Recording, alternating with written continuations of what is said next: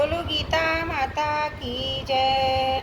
ओम श्री परमात्मने नमः। श्रीमद् भगवत गीता तृतीय अध्याय 25वां श्लोक। सक्तः कर्मण्य विद्यांसो यथा कुर्वन्ति भारत कुर्याद् विद्यां तथा सक्तश्च चिकीर्षलोक संग्रहम्। हे भारत, कर्म में आसक्त हुए अज्ञानी जन जिस प्रकार कर्म करते हैं, आसक्ति रहित विद्वान भी लोक संग्रह करना चाहता हुआ उसी प्रकार कर्म करे। ना बुद्धि वेदम जनये दज्ञानम कर्म संगिनाम जोषेत सर्व कर्माणि विद्वान युक्त समाचरण। परमात्मा के स्वरूप में अटल स्थित हुए ज्ञानी पुरुष को चाहिए कि वह शास्त्र विहित कर्मों में आसक्ति वाले अज्ञानियों की बुद्धि में भ्रम अर्थात कर्मों में अश्रद्धा उत्पन्न न करें, किंतु स्वयं शास्त्र विहित समस्त कर्म भली भांति करता हुआ उनसे भी वैसे ही करवावे। जिन मनुष्यों की शास्त्र पद्धति शास्त्र विहित शुभ कर्मों पर पूरी श्रद्धा है एवं शास्त्र विहित कर्मों का फल अवश्य मिलता है, इस बात पर पूरा विश्वास है, जो ना तो तत्वज्ञ ना दुराचारी है किंतु कर्मों भोगों एवं पदार्थों में आसक्त है, ऐसे मनुष्यों के लिए यहाँ सक्ता अविद्वांस पद आए हैं। शास्त्रों के ज्ञाता होने पर भी केवल कामना के कारण ऐसे मनुष्य अविद्वान अज्ञानी कहे गए हैं। ऐसे पुरुष शास्त्रज्ञ तो हैं पर तत्वज्ञ नहीं, ये केवल अपने लिए कर्म करते हैं इसलिए अज्ञानी कहलाते हैं। ऐसे अविद्वान मनुष्य कर्मों में कभी प्रमाद आलस्य आदि न रखकर सावधानी और तत्परता पूर्वक सांगोपांग विधि से कर्म करते हैं, क्योंकि उनकी ऐसी मान्यता रहती है कर्मों को करने में कोई कमी आ जाने से उनके फल में भी कमी आ जाएगी। भगवान उनके इस प्रकार कर्म करने की रीति को आदर्श मानकर सर्वदा आसक्ति रहित विद्वान के लिए भी इसी विधि से लोक संग्रह के लिए कर्म करने की प्रेरणा करते हैं, जिसमें कामना ममता आसक्ति वासना पक्षपात स्वार्थ आदि का सर्वदा अभाव हो गया है। शरीर आदि पदार्थों के साथ किंचित मात्र भी लगाव नहीं रहा, ऐसे तत्वज्ञ महापुरुष के लिए यहाँ असक्त विद्वान पद आए हैं। श्रेष्ठ मनुष्य आसक्ति रहित विद्वान के सभी आचरण स्वाभाविक ही यज्ञ के लिए मर्यादा सुरक्षित रखने के लिए होते हैं। जैसे भोगी मनुष्य की भोगों में, मोही मनुष्य की कुटुंब में, लोभी मनुष्य की धन में रति होती है, ऐसे ही श्रेष्ठ मनुष्य की प्राणी मात्र के हित में रति होती है। उसके अंतकरण में लोक हित करता हूँ ऐसा भाव भी नहीं होता, प्रत्युत उसके द्वारा स्वतः स्वाभाविक लोक हित होता है।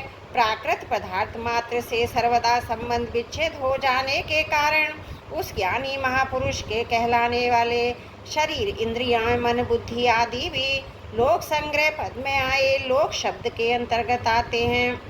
दूसरे लोगों को ऐसी ज्ञानी महापुरुष लोक संग्रह की इच्छा वाले दिखते हैं, पर वास्तव में उनमें लोक संग्रह की भी इच्छा नहीं होती, कारण कि वे संसार से प्राप्त शरीर इंद्रियां मन बुद्धि पदार्थ पद अधिकार धन योग्यता सामर्थ्य आदि को साधनावस्था से ही कभी किंचित मात्र भी अपने और अपने लिए नहीं मानते, प्रत्युत संसार के और संसार की सेवा के लिए ही मानते हैं, जो कि वास्तव में है।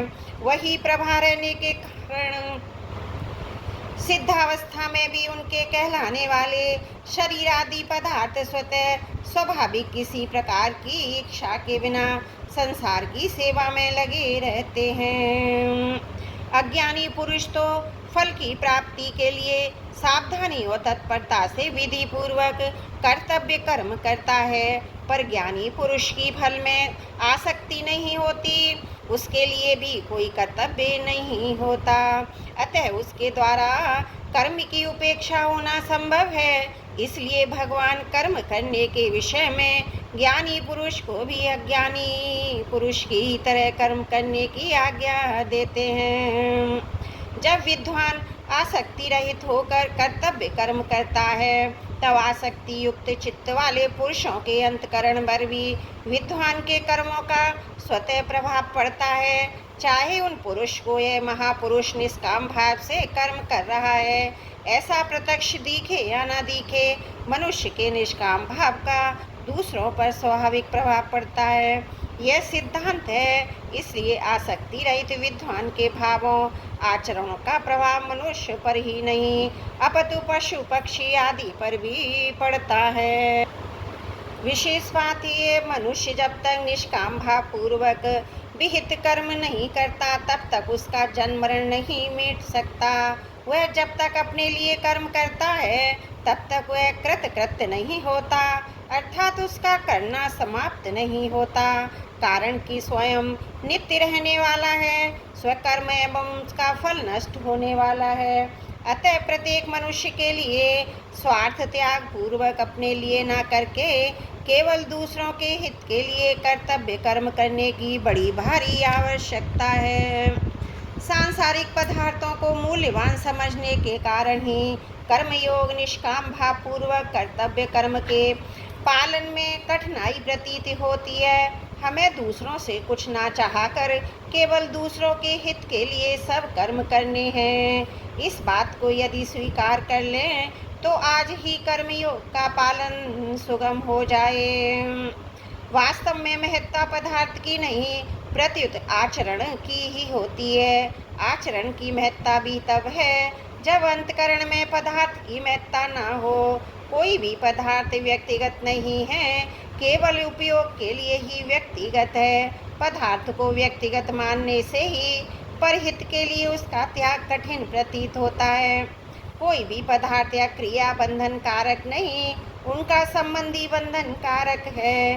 विद्वान पुरुषों से भी लोक संग्रह के लिए सब कर्म होते हैं, परंतु ऐसा होते हुए भी उनमें लोक संग्रह कर रहा हूँ यह अभिमान नहीं रहता।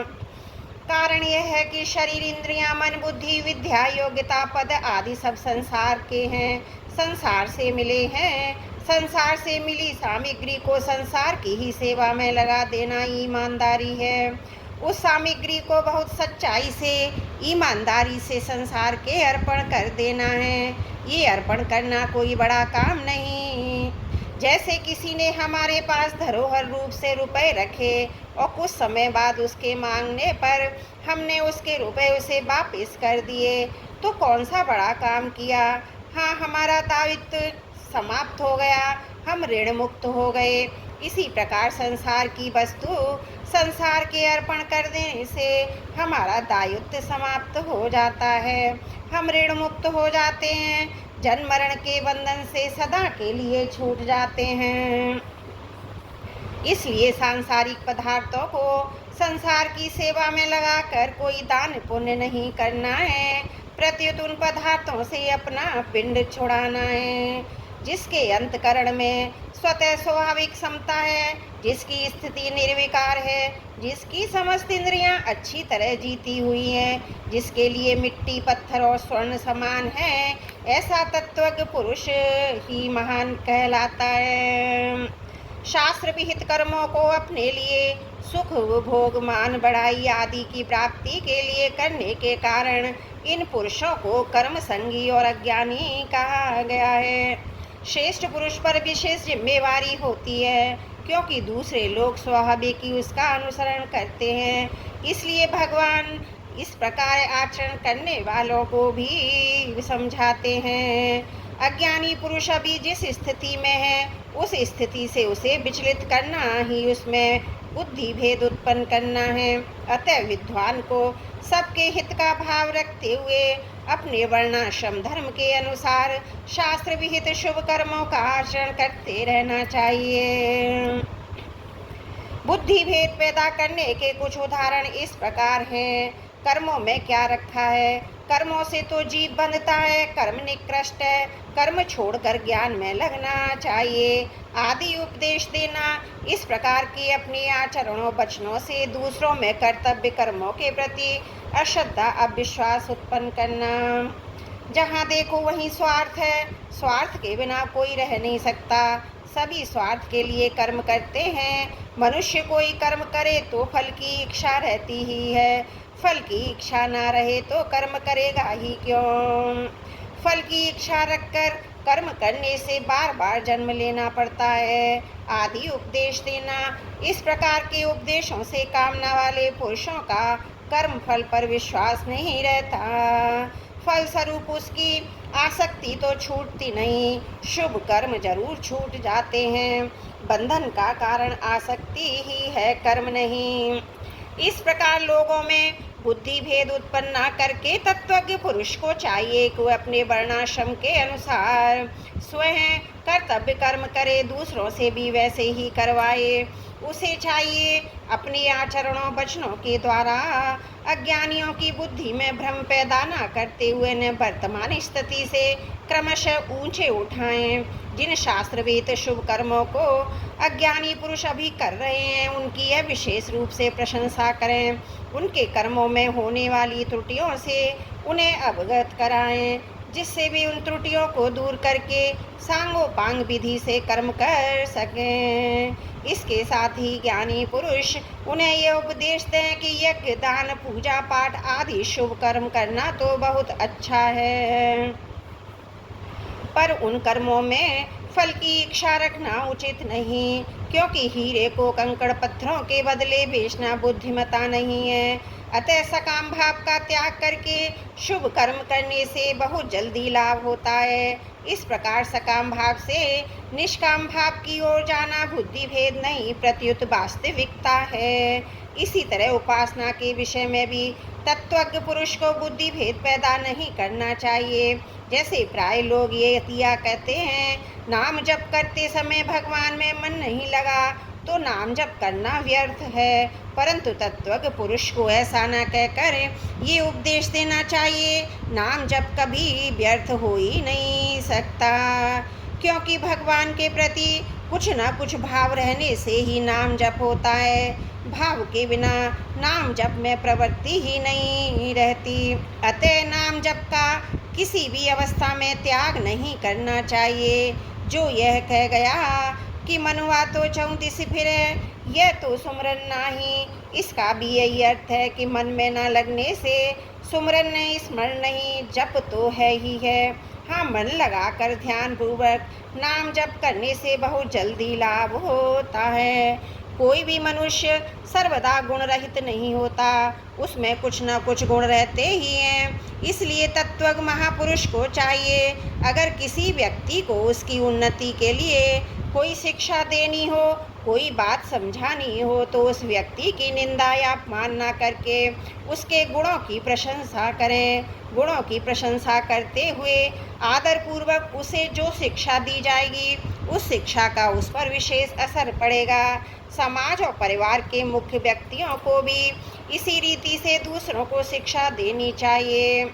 समाचरण और जोश हेतु में भगवान ने कहा है, स्वयं सावधानी पूर्वक शास्त्र विहित कर्तव्य कर्मों को अच्छी तरह करें। कर्मों में आसक्त ज्ञानी पुरुषों से भी वैसे ही कर्म करवावें।